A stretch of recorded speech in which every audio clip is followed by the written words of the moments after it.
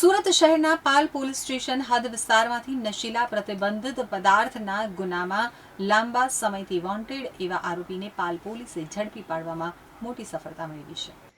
સુરત શહેરમાં ગાંજો, ચરસ અને ડ્રગ્સ જેવા નશીલા પદાર્થોનું વેચાણ કે હેરાફેરી અટકાવવા ઉચ્ચ અધિકારીઓ દ્વારા સખત સૂચનાઓ આપવામાં આવી હતી.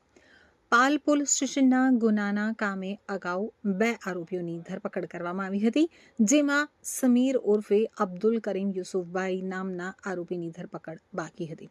આરોપીને પકડી પાડવા માટે પાલ પોલીસ સ્ટેશનના પોલીસ ઇન્સ્પેક્ટર BH ભટ્ટ તથા તેમની ટીમે ખાસ કવાયત હાથ ધરી હતી. આ સફળ કામગીરી કરનાર પાલ પોલીસ સ્ટેશનના police inspector BH Bhatt, PSI MV Parmar અને NC પટેલ તેમજ હેડ કોન્સ્ટેબલ વેલાભાઈ, અજુભાઈ, હિતેશસિંહ, અશોકભાઈ, ફિરોઝબેન, અહેમદબેન અને લોકરક્ષક જિગ્નેશ કુમાર પરિવાર પ્રવીણભાઈની ટીમે ઉત્સાહપૂર્વક કામગીરી બજાવી હતી.